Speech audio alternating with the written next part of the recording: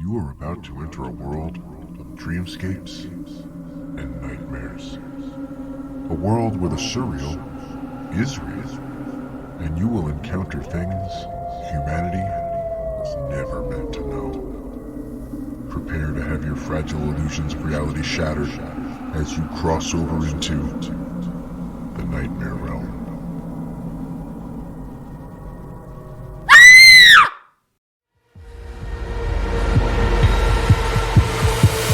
Can anyone hear me?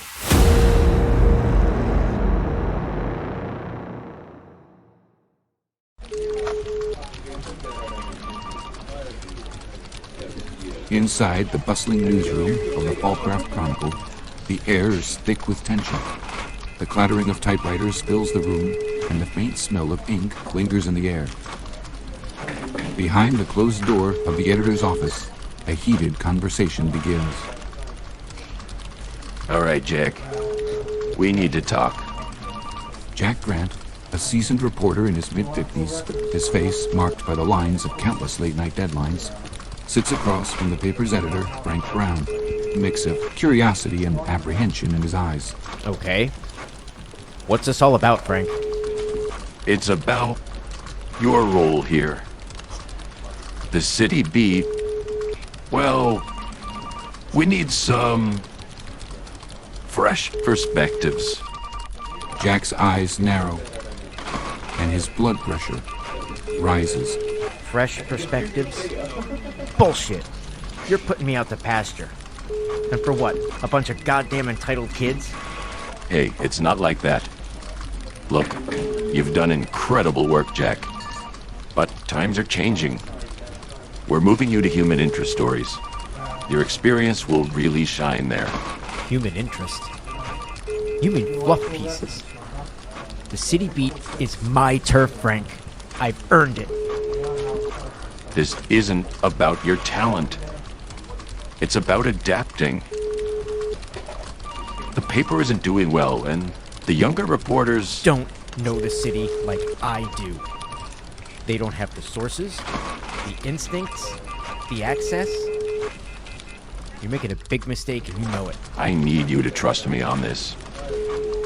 Your stories have always been about the people. Take this as an opportunity to delve deeper into their lives. This could be some of your best work. And leave the hard-hitting news to the kids who think journalism is a Twitter feed? Frank, this city deserves better than that. And it will get better, Jack. With you telling the stories that really matter. And besides, it's what we're doing, like it or not. It's non-negotiable. Defeated, but defiant, Jack stands up, his gaze unwavering. Don't piss on my leg and tell me it's raining. This isn't the end of this conversation. Jack storms out of the editor's office, the door left open in his wake. The newsroom falls silent, all eyes on the veteran reporter as he stalks away, his pride wounded, but his spirit unbroken.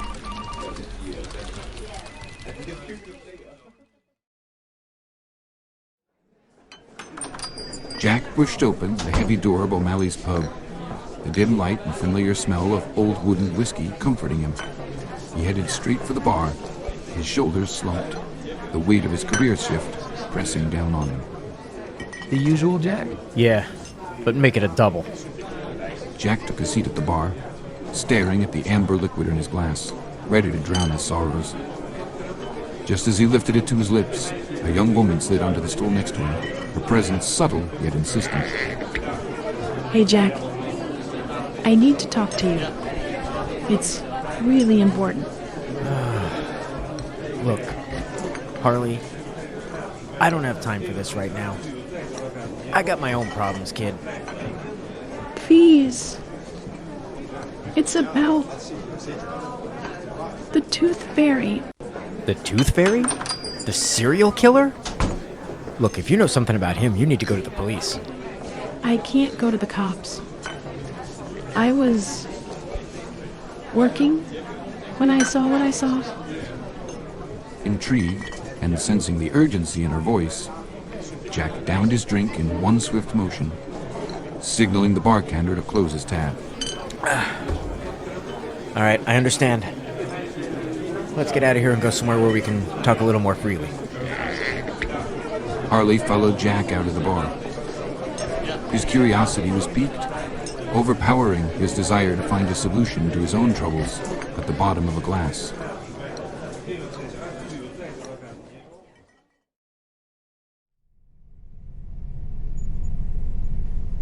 Jack's apartment was a cluttered mess of old newspapers, coffee cups, and faded photographs. He flicked on a single lamp, casting long shadows across the room. Harley stood awkwardly by the door, taking in her surroundings. All right, Harley.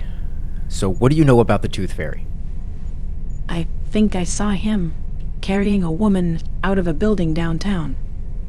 Jack's eyes narrowed, but he nodded, urging her to continue. Okay, I believe you. Can you describe him? He was tall, maybe 6'2", with a thin build, dark hair, slicked back, and he wore a long coat, almost like a trench coat, but it was white. And he drove off with her in a dark SUV, maybe black or dark blue, not entirely sure. But I got the first half of the license plate, R1A. Jack scribbled down notes furiously, his mind racing. This was more than just a tip. This was a lead. No, this was the lead that could lead to the true identity of the Tooth Fairy. Thanks for coming to me with this, Harley. It could be really important. I promise I'll look into it. And I'll keep you out of it. Thanks for believing in me. Do you, want a date for the night? I mean, I could keep you company? No, Harley. I don't mix business with pleasure. I'm sorry. Harley nodded, respecting the boundary. Jack's focus was already shifting to the clues she had given him, his mind piecing together the puzzle of the Tooth Fairy. As Harley left the apartment, Jack couldn't help but feel a surge of determination. This story was going to prove he was still the best reporter in the city, and the only one that could break this kind of story.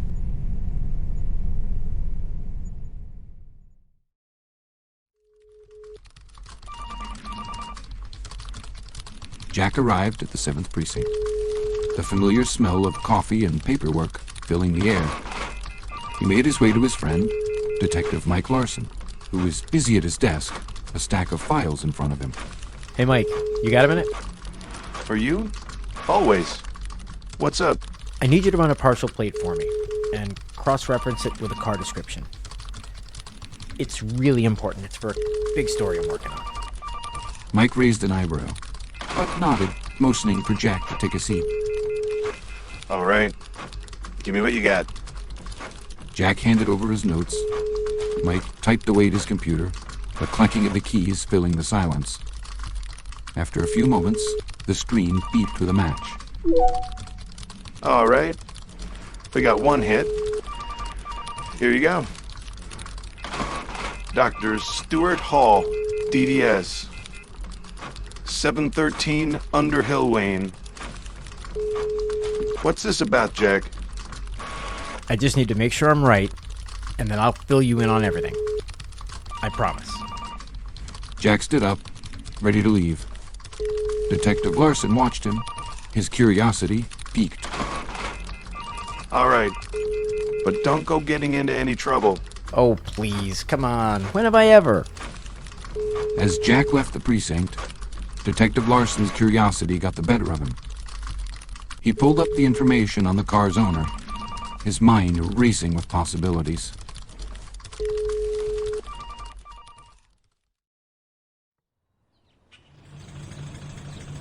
Jack parked his old sedan a few houses down from Dr. Hall's residence.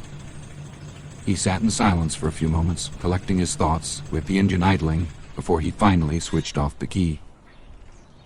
All right. You can still do this, Jack. Those kids couldn't break a real story if it bit them in the ass. You've got this.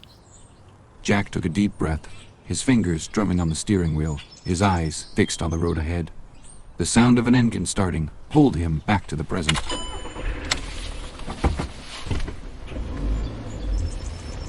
Dr. Hall's car slowly backed out of the driveway and disappeared down the street. All right. Showtime. Jack slipped out of his car, moving quickly and quietly towards Dr. Hall's house. He glanced around, ensuring no one was watching before peering through the windows. Nothing seemed out of the ordinary, just their typical suburban home. The doors were all locked, each handle refusing to budge. Frustration gnawed at him until he saw the cellar door. He found it tucked away on the side of the house, the wooden steps leading down into darkness. With a creak, the unlocked door swung open. All right. Here goes nothing. Descending into the basement, the air grew colder, mustier.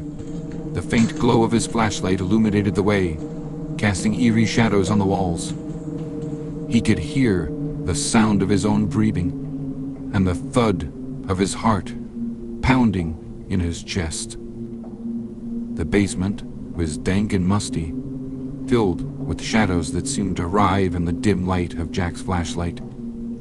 He moved cautiously, the beam flickering over old boxes and shelves covered in dust. And then he saw it.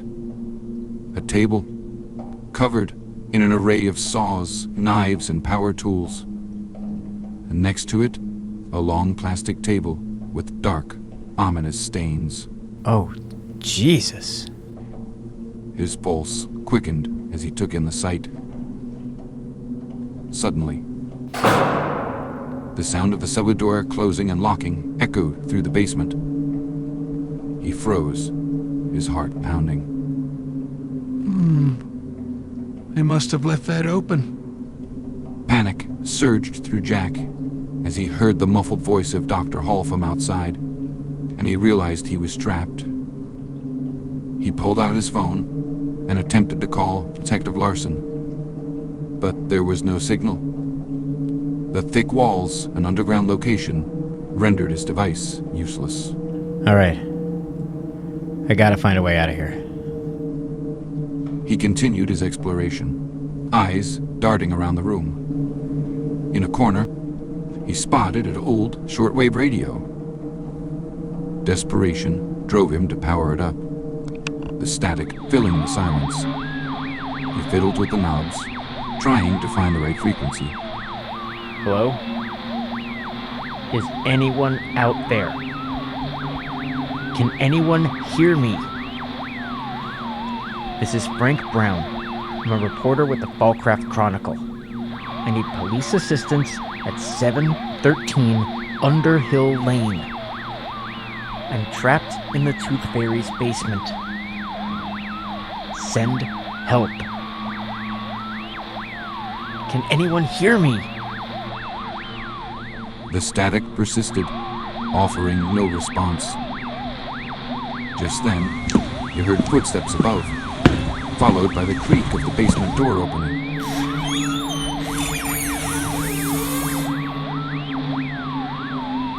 Jack quickly shut off the radio and hid behind a pile of crates, his breathing fast and shallow.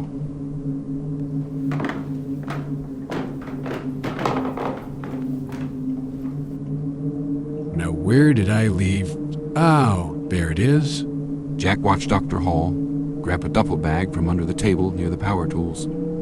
The doctor's expression was calm, almost routine. He then ascended the stairs again and left.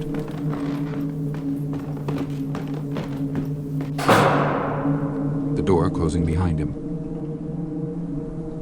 Jack's heart pounded as he carefully listened for any sounds from above. Once he was sure Dr. Hall had left, he stepped out from his hiding spot.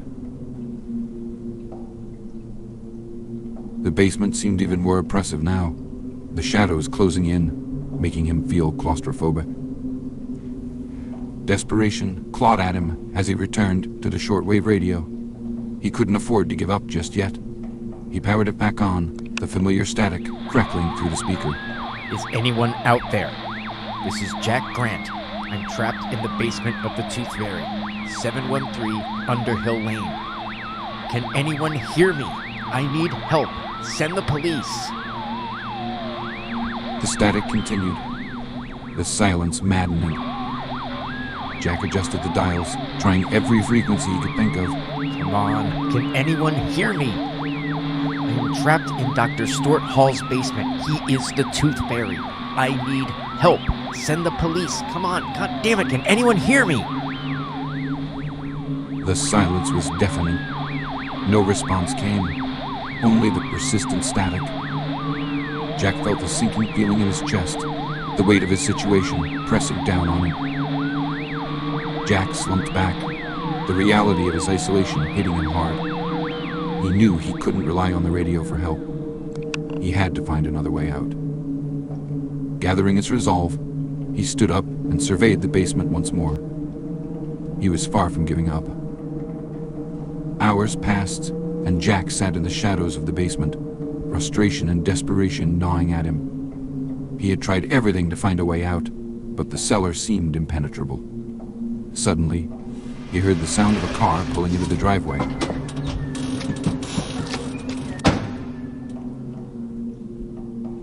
Followed by footsteps approaching the cellar door.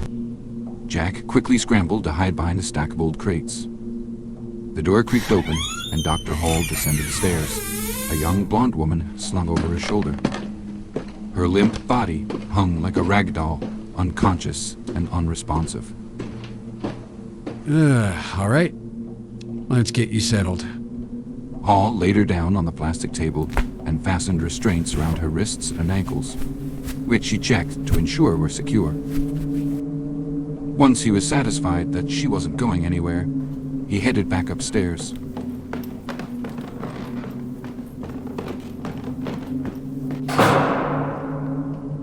The door locking with a single, ominous click. Jack emerged from his hiding spot, his heart racing. He approached the woman cautiously, his flashlight casting a dim glow on her pale face. She was alive, but unconscious. I'll get you out of here. I promise. Though she couldn't hear him, the determination in his voice was unwavering. He knew he had to act quickly. The room's oppressive darkness seemed to be closing in around them. But he was far from giving up. He studied the basement again, searching for any clue or means of escape. His resolve now stronger than ever.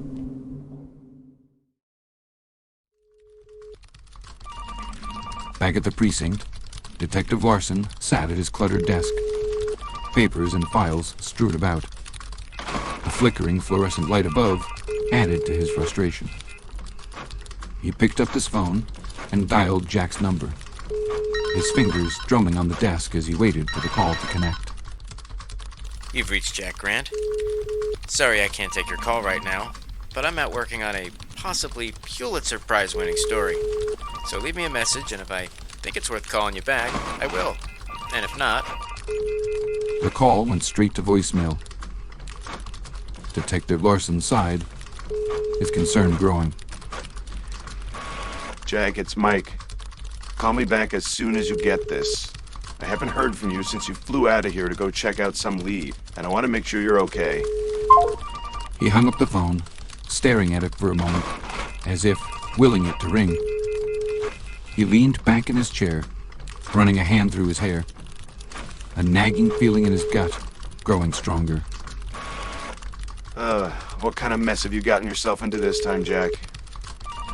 Detective Larson couldn't shake the feeling that something was definitely wrong. He opened the file on Dr. Hall again, determined to dig deeper.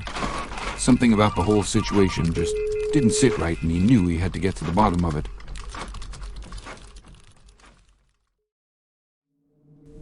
Time seemed to stretch as Jack waited for the woman to wake up. He kept his flashlight dim, his eyes flicking between her and the basement door, his ears tuned to any sound from above. Slowly, the woman began to stir, her eyelids fluttering open. Hey, it's okay. My name's Jack Grant. I'm a reporter. I was looking into the serial killer called the Tooth Fairy and ended up here. I'll get you out of this place. I promise. The woman blinked, her eyes trying to focus on Jack. A mix of fear and confusion clouding her gaze as she slowly regains consciousness. But before she could respond, the sound of footsteps echoed from above. Jack's heart pounded as he looked around frantically. He spotted an ice pick on the table, small enough to be concealed, but big enough to be deadly.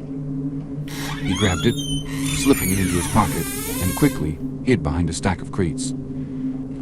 Dr. Hall's footsteps grew louder as he descended the stairs. Jack could feel his pulse at his ears, the ice pick cold against his hand. He watched as Hall went to the table to check on the woman. Better check those restraints. Can't have you leaving before we get to have our fun. He checked her restraints again, ensuring she was still secure, before turning back towards the stairs. Jack held his breath, the tension almost unbearable. I'll be back once you've had a chance to fully wake up. Oh, and don't even think about trying to call for help. I've had this place pretty soundproofed. Dr. Hall ascended the steps and locked the door once more, leaving Jack and the woman alone in the oppressive darkness.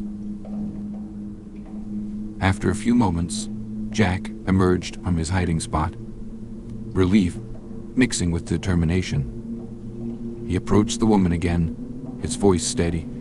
We are going to get out of here. Together. The dim light of Jack's flashlight cast shadows in the basement, making the scene even more unsettling.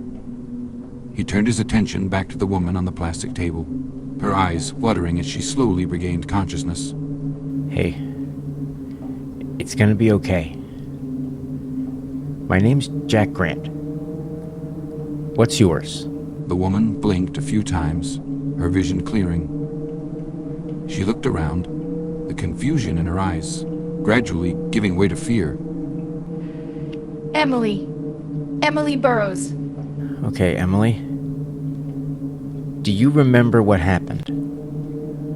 Do you know how you got here? I was leaving work late, and I felt someone grab me from behind. Then everything just went black.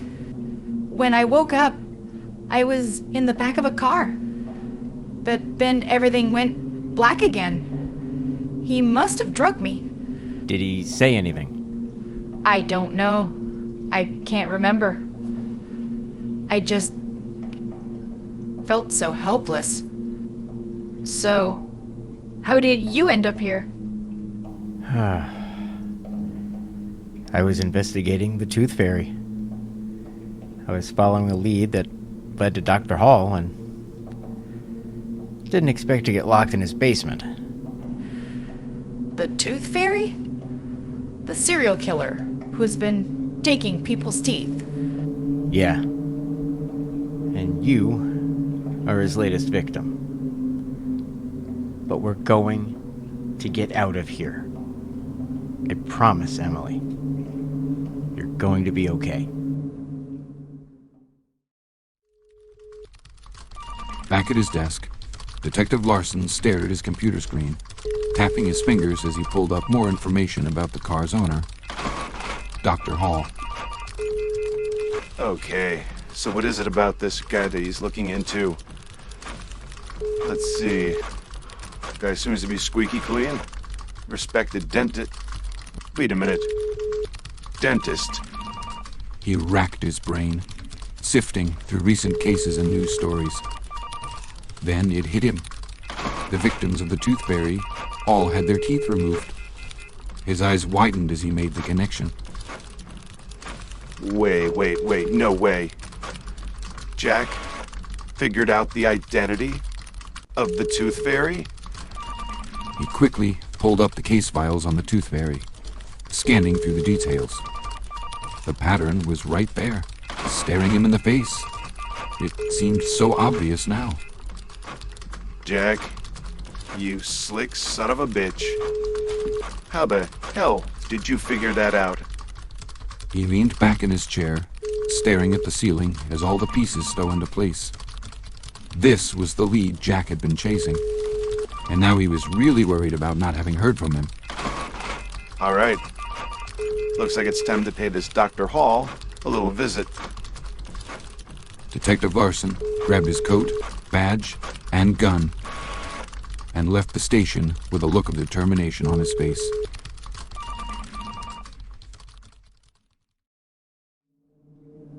Jack's heart pounded as he heard the sound of a car pulling into the driveway.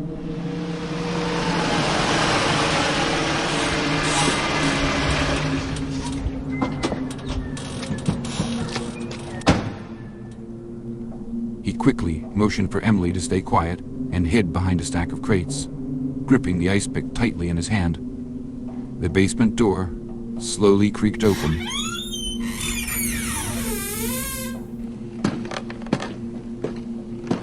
And Dr. Hall's footsteps echoed down the stairs. Ah, good. You're awake. You know, you have such a beautiful smile. Such pearly whites. Perfect for my collection. Jack's grip tightened on the ice pick, his knuckles white. He waited for the right moment. As Hall leaned closer to Emily, Jack sprang from his hiding spot and stabbing Hall in the back with the ice pick. Get away from her, you sick son of a bitch! Hall turned quickly, grabbing Jack's arm and twisting it. The ice pick clattered to the floor. Hall then, in a surprising show of strength, grabbed Jack and tossed him to the floor. Did you really think that you could stop me? Just as Hall was about to grab Jack, a gunshot rang out, echoing through the basement. Dr. Hall's eyes widened in shock as he stumbled back, clutching his chest. He looked up to see Detective Larson standing at the top of the stairs, his gun still smoking. Step away from him, Hall. Not wanting to go to jail, Dr. Hall chose another way out and lunged towards Detective Larson, who fired 3 more shots into his chest. Dr. Hall collapsed to the floor, the life draining from his eyes. Detective Larson sprinted down the basement stairs, his gun still at the ready. He quickly scanned the room, taking everything in. Are you two okay? Jack nodded, breathing heavily, while Emily was still strapped to the table. She was visibly shaken, but at least she was alive. Detective Larson pulled out his radio to call for backup. Dispatch, this is Detective Mike Larson. I need backup at 713 Underhill Lane. I have found the Tooth Fairy. There are victims on site. We need an ambulance on the scene. Repeat, 713 Underhill Lane. Copy that, Detective Larson. Backup units and paramedics are en route to your location. Detective Larson turns his attention to Emily. You're safe now. You're going to be okay. Help is on the way. Now let's get these straps off you. Oh my God, thank you. Detective Larson undoes Emily's straps, then glances at Jack, a mixture of relief and exasperation in his eyes. Jack, you know coming here alone was stupid, right? You could have gotten yourself killed. Yeah? Well, I've got the story of a lifetime. I see a Pulitzer in my future. You're lucky you even have a future. Detective Larson shook his head, unable to hide a small smirk. The situation was dire, but the relief of having found Jack and Emily safe was overwhelming. The sound of approaching sirens reassured them that backup was almost there. Come on, let's get you both out of here. The trio ascended the stairs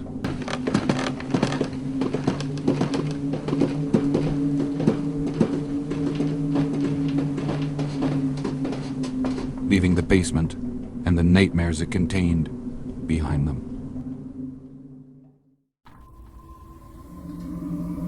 I hope you've enjoyed your journey into the Nightmare Realm. Congratulations. You've returned to the safety of the real world. Haven't you?